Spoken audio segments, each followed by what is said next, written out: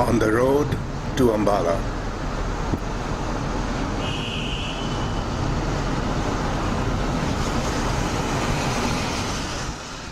On the road to Ambala, among comparison trucks with horn please and OK Tata signs, tilting dangerously on the camber of the Grand Trunk Road, loaded with middle-class consumerism flotsam, lumbering up the center of a two-lane highway, playing chicken with scooters piled with entire families, fathers, sons, daughters, wife, all perched precariously, a movable house of cards, holding on to, holding up each other, with one helmet among the six, the father's right toe on the pedal, right thumb on the bleating horn, glaring at tractors pulling everything, hay and straw, feed and dung, harvested grains and jute, bags of wheat, skyscraper to teetering levels, and in an add-on trailer, entire villages of gaily dressed families happily engaged in favorite pastimes of eating, spitting, talking simultaneously.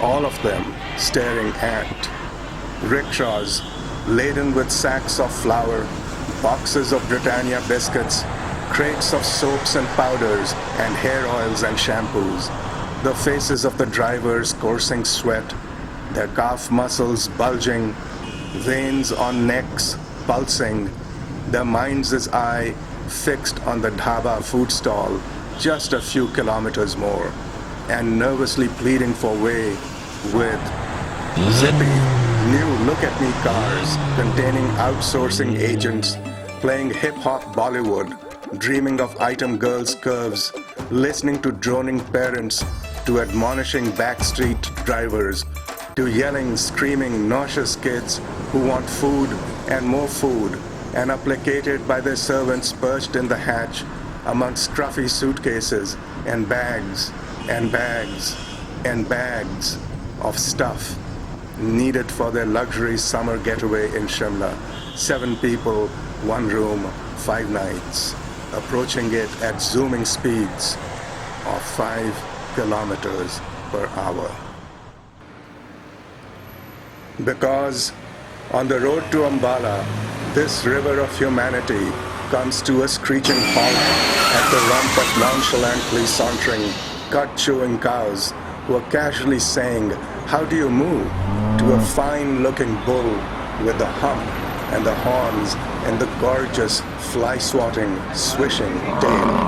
And I am trapped in this cacophonous, gelatinous, traveling spectacle, happily reveling in the joyfulness of each hard-won yard, exchanging waves with truckers lounging on beds, sharpening their teeth on tandoori chicken, sipping on 100-mile tea, robust with ginger.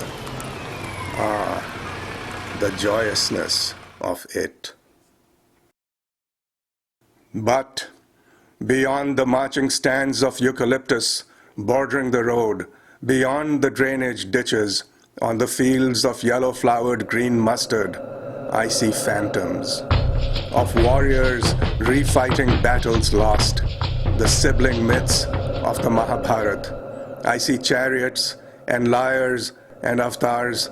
I see egos trampled by elephants. Here in Kurukshetra, I see the genesis of strife.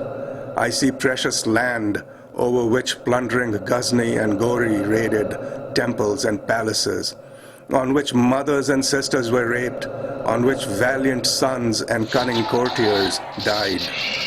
I see empire builders and opportunists turned visionaries here in Panipat. I hear the trumpets sounding the charge and the drum and fife of marchers from across the seas. I sense the nation builders, the conquerors of every shade and metal, wave upon wave, claiming these yards of fertile plains, irrigated now with their blood, sown now with their empty dreams, destroyed now by the grandiose schemes of kings. This land is replete with the tatters of empires, the saffron cobalt of the Sikhs, The red, white, blue of the British, the ivory plumes of the Mughals, each epic a brief trajectory on these plains. Oh, the horrendous waste of it.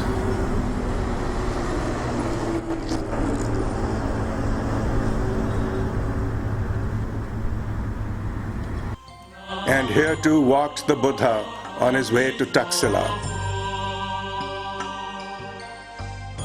Here sang Sufi mystics.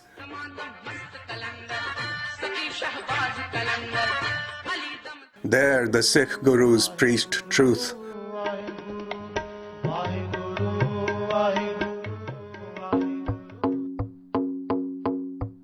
Here and here and here are the footprints of saints. And on these ways I walk with all of them, the past and future, then and now, all present, all accounted for, on the road to Ambala.